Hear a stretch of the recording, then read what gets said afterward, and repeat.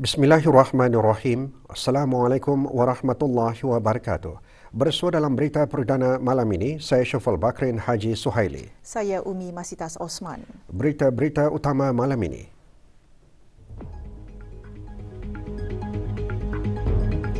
Pelancaran Hospital Mesra Ibadah menjadikan PJSC sebagai institusi penjagaan kesihatan Islam yang holistik.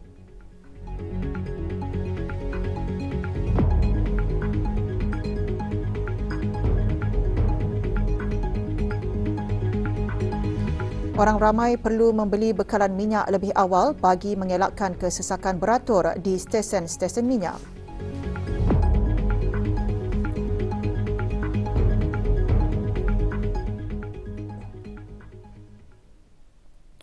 Pada menjunjung titah perkenan ke bawah Duli Maha Mulia Paduka Seri Baginda Sultan dan Yang di-Pertuan Negara Brunei Darussalam, Majlis Ugama Islam Brunei memaklumkan bahawa ke bawah Duli Maha Mulia telah berkenan melantik 3 orang menjadi ahli Majlis Ugama Islam Brunei, iaitu Yang Berhormat Pihin Orang Kaya Laila Setia Datuk Seri Setia Haji Awang Abdul Rahman bin Haji Ibrahim, Yang Berhormat Pihin Orang Kaya Johan Pahlawan Datuk Seri Setia Haji Awang Adnan bin Begawan Pihin Seraja Khatim Datuk Seri Setia Haji Muhammad Yusof, dan Yang Berhormat Pihin Orang Kaya Indra Pahlawan Datuk Seri Setia Haji Awang Suyo bin Haji Osman.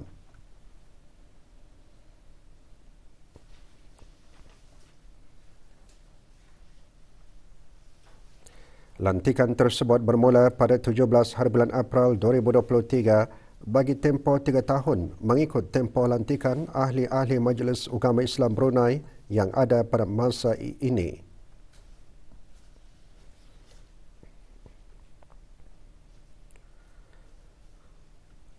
Dalam merobot ganjaran pahala dan keberkatan pada bulan Ramadan, Balai Khazanah Islam Sultan Haji Hassanal Bolkiah BKISHHB Jabatan Perdana Menteri petang tadi mengadakan Majlis Khatam Al-Quran.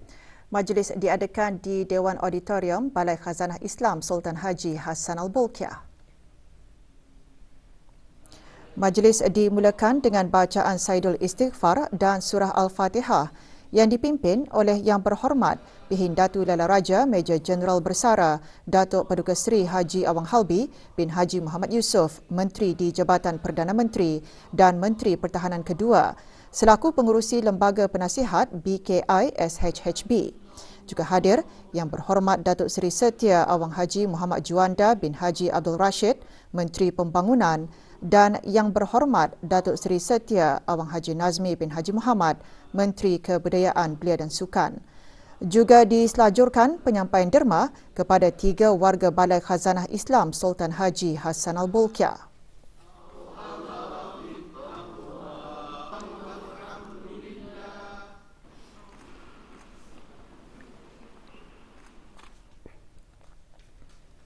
Kementerian Pengangkutan dan Infokomunikasi, jabatan-jabatan dan pihak-pihak berkuasa di bawahnya juga mengadakan Majlis Khatam Al-Quran. Majlis berlangsung di Surau Lapangan Terbang Antarabangsa Brunei. Hadir Yang Berhormat Pengarah Datuk Seri Setia Syamhari bin Pengarah Datuk Paduka Haji Mustafa, Menteri Pengangkutan dan Infokomunikasi. Majlis dimulakan dengan sembahyang Fardhu Zuhur berjemaah, diikuti dengan bacaan tahtim dan doa khatam Al-Quran. Majlis juga diselajurkan dengan penyampaian sijil kepada peserta yang mengikuti bengkel-bengkel anjuran Surau Lapangan Terbang Antarabangsa Brunei yang diadakan di sepanjang bulan Ramadan.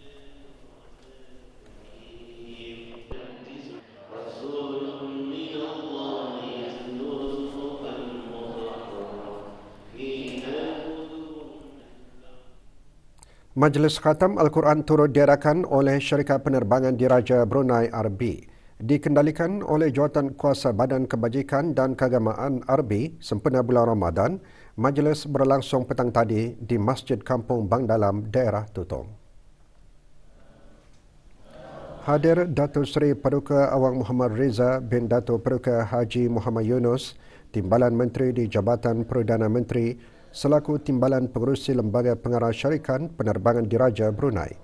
Juga hadir Dr. Odang Siti Nurhalbi binti Haji Wasal Fela, Timbalan Setiausaha Tetap Kebudayaan, Kementerian Kebudayaan Belia dan Sukan selaku Ahli Lembaga Pengarah RB dan Kapten Sabirin bin Haji Abdul Hamid, Ketua Pegawai Eksekutif RB. Majlis diselajurkan dengan penyerahan wakaf bagi Masjid Kampung Bang Dalam.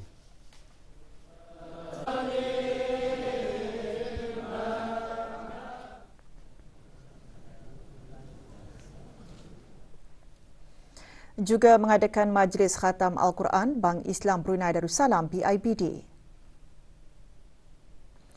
Pada majlis tersebut, BIBD menyerahkan sumbangan wakaf Mushaf Universiti Islam Sultan Sharif Ali Yunisa kepada Masjid Sultan Omar Ali Saifuddin dan Institut Tahfiz Al-Quran Sultan Haji Hassan Al-Bolkiah.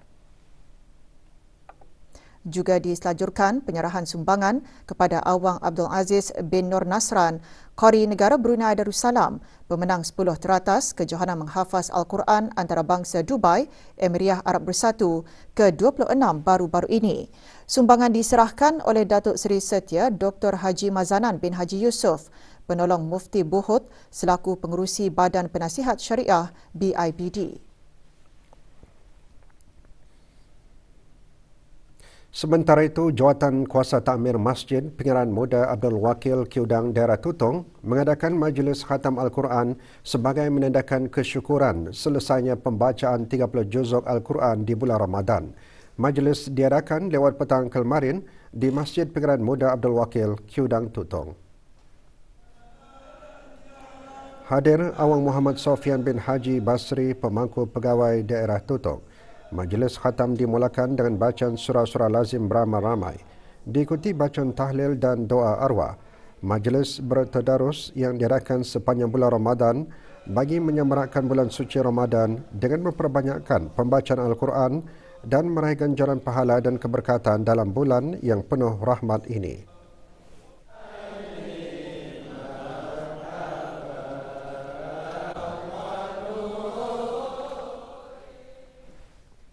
Persekutuan Pengakap Negara Brunei Darussalam PPNBD melalui bahagian keagamaan serta bahagian pengakap perempuan petang kemarin tidak ketinggalan mengadakan Majlis Khatam Al-Quran. Majlis diselajurkan dengan penyampaian sumbangan derma kepada anak-anak yatim dan keluarga yang kurang berkemampuan. Bacaan surah Al-Fatihah dipimpin oleh Datuk Paduka Awang Haji Idris bin Haji Abbas yang dipertua Persekutuan Pengakap Negara Brunei Darussalam.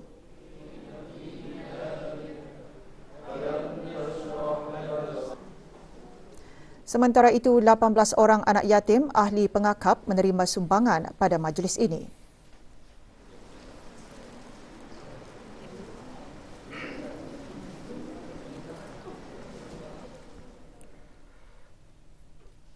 Pantai Jerudong Specialist Center PJSC mencatat sejarah penting dengan pelancaran Hospital Mesra Ibadah atau Ibadah Friendly Hospital IFH. Pelancarannya menjadikan PJSC sebagai institusi penjagaan kesihatan Islam yang menyediakan penjagaan holistik dalam menangani keperluan fizikal, emosi dan rohani pesakit selaras dengan agenda negara zikir. Majlis berlangsung lewat petang kemarin di Masjid Al-Amirah Haja Mariam, Jerudong. Pelancarannya disempurnakan oleh Yang Berhormat Datuk Seri Setia Dr. Haji Muhammad Isham bin Haji Jaafar, Menteri Kesihatan yang juga pengerusi lembaga pengarah PJSC. PJSC IFH ialah konsep pertama seumpamanya untuk menjadi model institusi penjagaan kesihatan Islam yang menyediakan penjagaan holistik dalam menangani keperluan fizikal, emosi dan rohani pesakit selaras dengan agenda negara zikir. Majlis diselajurkan dengan penyampaian sijil kepada peserta program Semarak Ramadan. Antara pengisian majlis, bacaan surah Yasin, tahlil dan doa arwah serta penyerahan sumbangan kepada 36 anak yatim.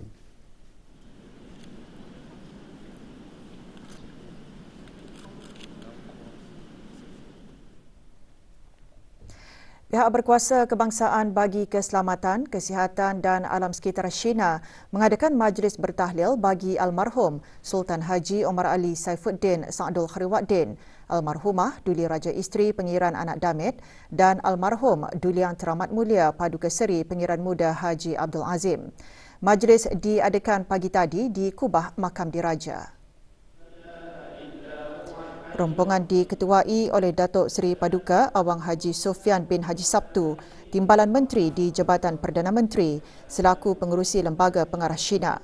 Bacaan Surah Yasin diketuai oleh Awang Muhammad Shah Abdul Afandi bin Muhammad Sahari dari Institut Tahfiz Al-Quran Sultan Haji Hassan Al-Bolkiah.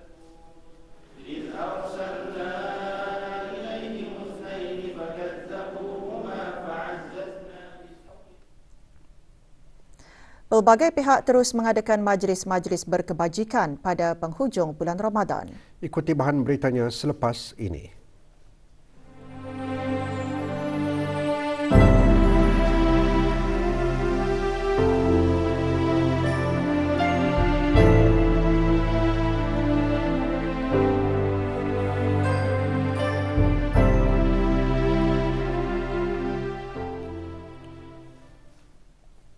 Sebagai sebahagian daripada aktiviti tanggungjawab sosial Koperan Ramadan 2023, Unified National Networks UNN telah menyumbangkan baucer Hari Raya bernilai lebih RM5,000 kepada 118 anak yatim berumur antara 5 dan 15 tahun yang dikenal pasti di bawah dana Pengeran Muda Mahkota Al-Muhtadi Bila untuk anak-anak yatim dana.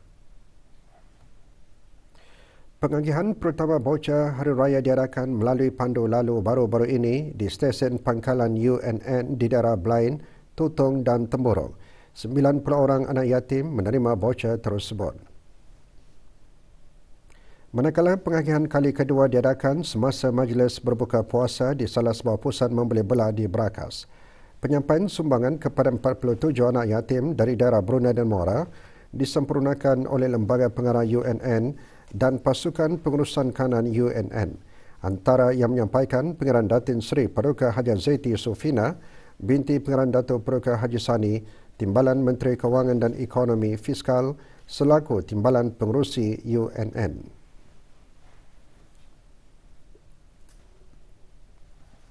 Dua anak yatim dan 14 orang kurang upaya dan berkeperluan khas pagi tadi menerima sumbangan derma bagi projek amal kasih silaturahim kali ketiga. Majlis yang dikelolakan oleh Kumpulan Hawa Silaturahim Al-Barakah itu diadakan di Pusat Dakwah Islamiah. Penyampaian sumbangan disempurnakan oleh Dr. Dayang Siti Nurkhalbi binti Haji Wasal Filah, Pemangku Setiausaha Tetap Kebudayaan, Kementerian Kebudayaan Belia dan Sukan. Sumbangan yang diberikan dihasrat dapat memberi keceriaan kepada mereka di samping dapat meringankan beban yang dihadapi sempena menyambut Hari Raya Aidilfitri yang tidak lama lagi akan menjelang.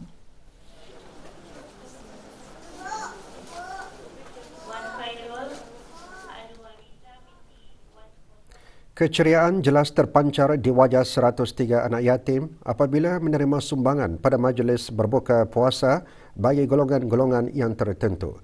Majlis yang diungkapkan oleh Radio Television Brunei RTB dan Syarikat Suasana Mentari Engineering Services Sdn Bhd SMES berlangsung petang kemarin di salah sebuah hotel di daerah Blain. Sumbangan kepada 103 anak yatim diserahkan oleh Awang Yusof bin Haji Osman, Pengarah Urusan SMES. 63 buah keluarga yang kurang berkemampuan juga menerima sumbangan yang diserahkan oleh Awang Haji Mirul Hafizin bin Haji Muhammad, Pemangku Pegawai Daerah Blain. Manakala sumbangan kepada 10 warga emas disampaikan oleh Awang Haji Azman bin Haji Abdul Rahim, Pemangku Pengarah RTB dan Awang Kelvin Kong, Ketua Pegawai Eksekutif SMES. Majlis merupakan aktiviti terakhir di bawah projek Jalinan Kasih RTB pada tahun ini. Juga hadir ahli-ahli Majlis Mesyuarat Negara.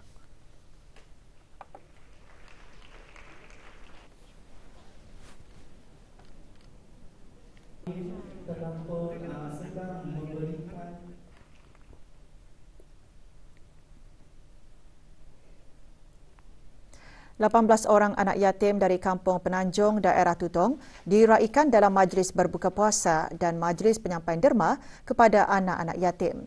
Majlis berlangsung lewat petang kemarin di Dewan Persatuan Pemuda-Pemudi Kampung Penanjung, Perda. Acara tahunan tersebut dianjurkan bersama oleh Persatuan Perda dan Majlis Perundingan Kampung Penanjung, daerah Tutong sempena bulan Ramadan dan menjelangnya sambutan Hari Raya Aidilfitri. Sumbangan derma adalah hasil kutipan penduduk Kampung Penanjung dalam membantu meringankan bebanan mereka dan memberikan keceriaan buat anak-anak yatim menyambut Syawal nanti.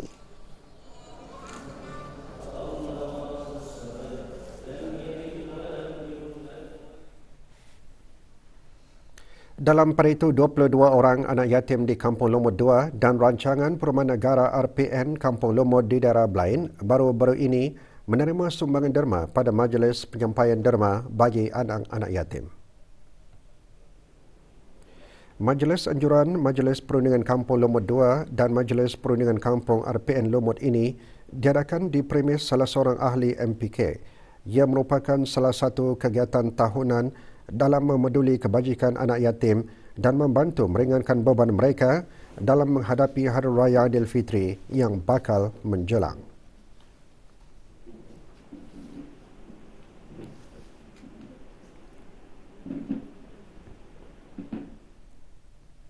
Lima keluarga kurang berkemampuan di daerah Brunei dan Muara menerima sumbangan berupa barangan asasi dari Gleneagles Jurudong Park Medical Centre JPMC. Aktiviti amal tersebut merupakan kali ketiga diadakan bertujuan membantu mengurangkan beban keluarga yang kurang berkemampuan terutama menjelangnya Hari Raya Aidilfitri selain sebagai salah satu inisiatif tanggungjawab sosial korporat Gleneagles JPMC.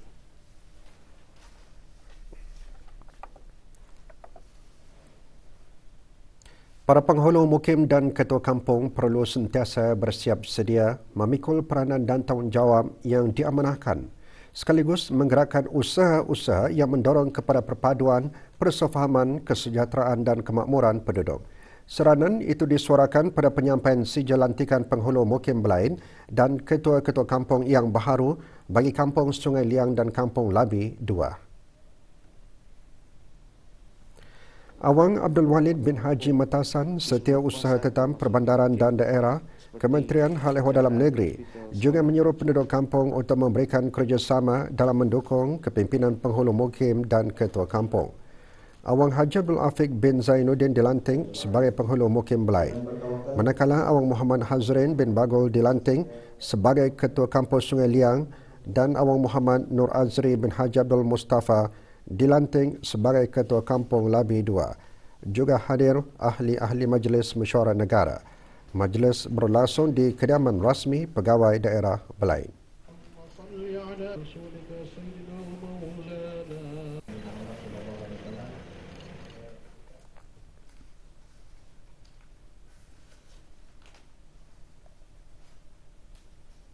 Negara Brunei Darussalam dijangka menyaksikan fenomena gerhana matahari separa esok bermula pukul 11.06 pagi hingga 1.42 petang. Menurut juruukur di Jabatan Ukur, kemuncak gerhana matahari separa dijangka berlaku pada pukul 12.13 tengah hari. Sehubungan itu, orang ramai dinasihatkan untuk tidak melihat secara langsung gerhana matahari separa tanpa menggunakan alat penglihatan khas. This is a very special punya gerhana. Kenapa Kerana yang dipanggilkan gerhana hybrid. Gerhana hybrid ni bila gerhana matahari ia memiliki dua gerhana yang berbeza. Yang mula-mula masuk gerhana cincin, and then dia akan lagi panuh, and then balik lagi semula cincin, and then baru ia keluar. Awang Haji Khairul Abidin juga menyentuh tentang kedudukan hilal Syawal petang esok. Apabila matahari terbenam pada pukul 6.26 petang, ketinggian hilal itu pada masa itu ialah 1 darjah. 1 darjah 37 minit 53 saat. Manakala jarak lengkung bulan dan matahari ialah 2 darjah 29 minit 10 saat. Okey, kalau ikutkan ia punya kriteria income nuru'yah, MABIM, kriteria itu indah mencukupi syarat kenampakan hilal. Orang ramai disaran untuk membeli bekalan minyak lebih awal bagi mengelakkan kesesakan beratur di stesen-stesen minyak terutama pada malam hari raya. Menurut syarikat pemasaran Brunei Shell Sdn Bhd BSM, hampir keseluruhan stesen minyak akan memanjangkan waktu operasi sehingga 12:30 malam. BSM juga bersedia meningkatkan kekerapan penghantaran minyak ke stesen bagi menampung sebarang peningkatan dalam jualan jika diperlukan. Pada hari raya pertama, sebanyak 14 buah stesen minyak akan beroperasi. 7 buah di daerah Brunei dan Muara, termasuk sebuah stesen minyak di perairan Sungai Brunei. 2 buah stesen di daerah Tutong, 4 buah stesen di daerah Belait dan sebuah stesen di daerah Temburong. Pada hari raya kedua pula, sebanyak 32 buah stesen minyak akan beroperasi. 19 buah di daerah Brunei dan Muara, 2 buah stesen di daerah Tutong, 5 buah stesen di daerah Belait dan 2 buah stesen di daerah Temburong. Pada hari raya ketiga, insya-Allah, kesemua 30 stesen minyak di negara ini akan mula beroperasi seperti biasa. BSM telah memastikan beberapa perkara seperti memastikan stok minyak di stesen-stesen minyak sentiasa cukup untuk memenuhi kehendak pelanggan. Maklumat lanjut boleh diperoleh di laman sesawang BSM www.bsm.com.bn atau media sosial BSM atau talian 2244-739.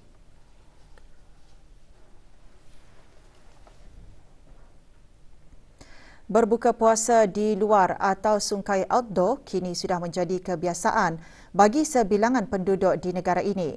Kali ini beberapa orang peminat aktiviti perkemahan menjadikan trend sungkai outdoor menjadi lebih menarik dengan berkonsepkan aktiviti perkemahan. Pewarta kami Haji Azizi Ahmad membuat pendekatan mengenainya.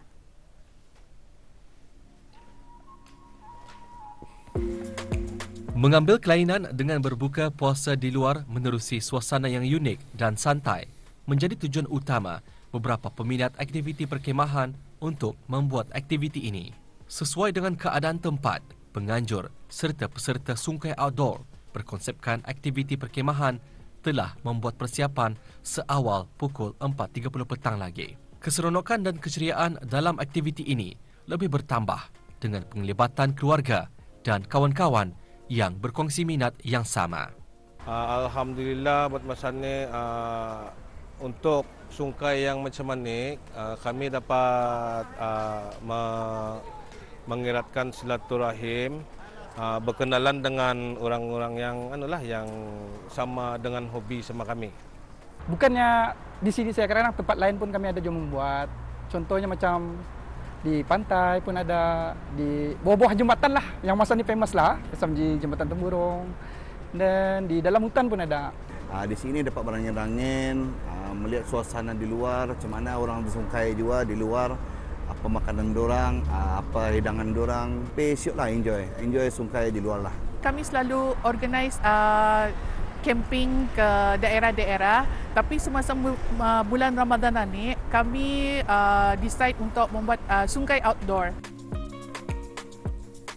Berbekalkan alat kelengkapan seperti meja, kerusi, lampu dan kipas mudah alih, ia menjadikan aktiviti berbuka puasa dengan konsep perkemahan lebih mudah. Di samping itu, melaluinya juga dapat memberikan pilihan serta pengalaman baharu untuk berbuka puasa. Berbuka puasa dengan konsep perkemahan ini turut menjadi alasan untuk membawa anak-anak keluar rumah, lebih-lebih lagi di musim cuti persekolahan. Prefer sungkai di luar ni, anak-anakku suka. Yang sebenarnya anak-anakku suka sungkai di luar daripada di rumah. Lagipun masa ni cuti sekolah.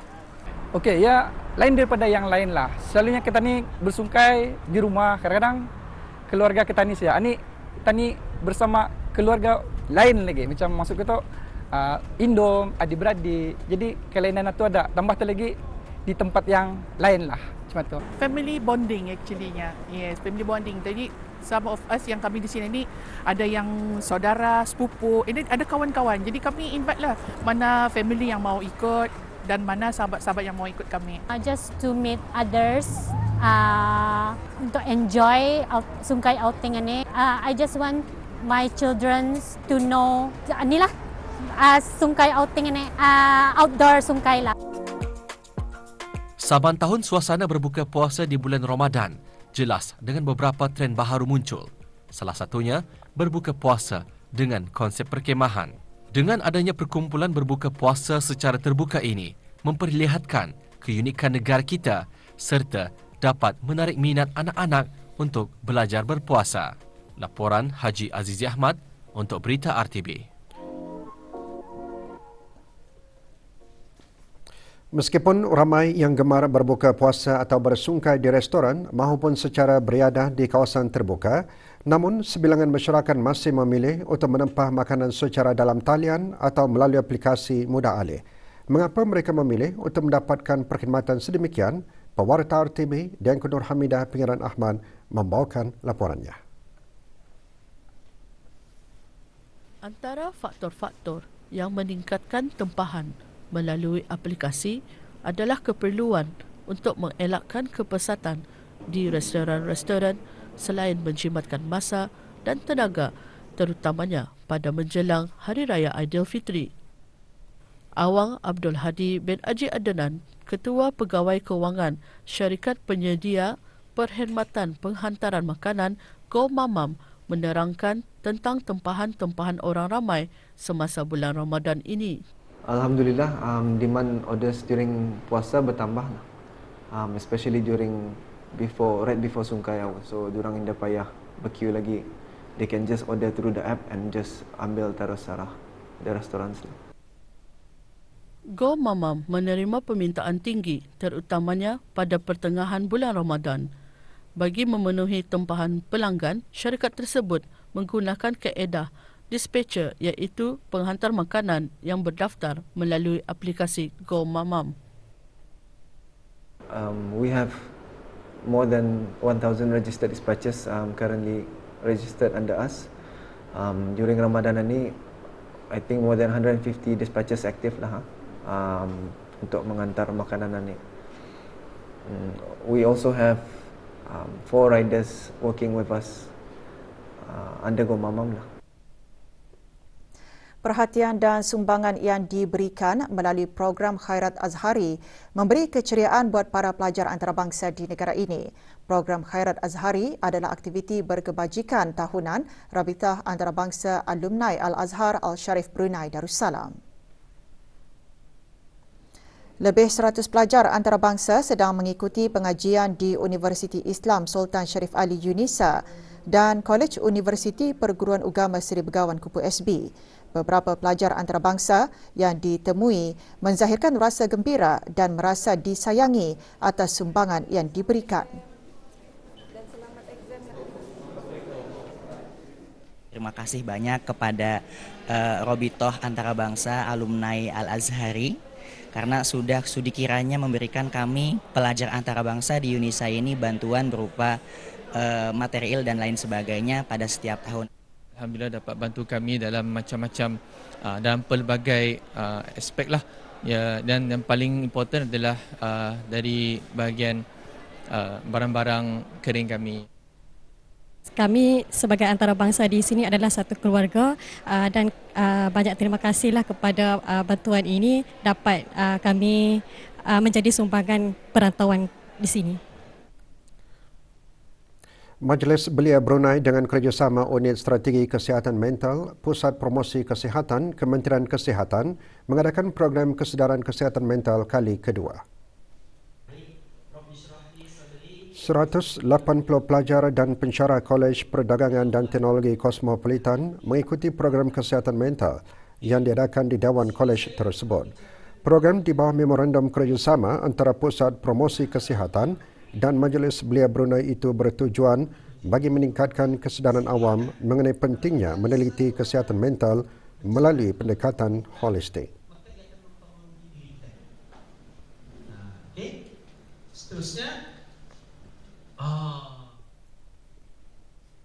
Menuju Sukan Asia Tenggara SEA Games, pada Tamasya Sukan SEA ke-32 Kemboja, kontingen negara Brunei Darussalam turut mempertaruhkan sukan e-sports untuk bersaing pada pentas sukan rantau ASEAN berkenaan.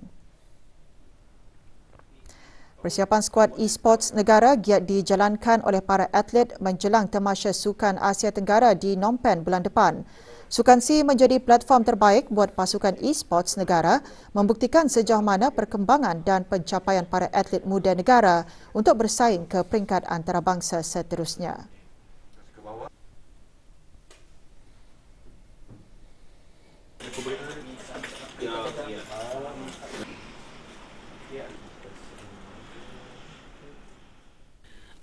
Harapan kami dari persatuan of course untuk menang lah, untuk mengambil pingat untuk negara.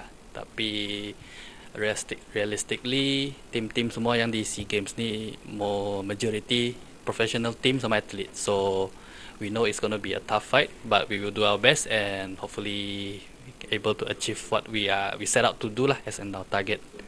So in terms of preparation, kami pun menjemput coach profesional dari Creed Esports Malaysia untuk datang for a short term training with the team in terms of perfecting their strategy, tactical and also in terms of skills, so they can be a much better athlete and also perform to their full potential. Pasukan e-sports negara ke Sukan SEA diwakili oleh 5 atlet untuk bersaing dalam kategori individu dan berpasukan. Pasukan e-sports negara akan memulakan saingan mereka pada 11 Mei bagi acara berpasukan sebelum bersaing bagi acara individu pada 15 Mei di Phnom Penh.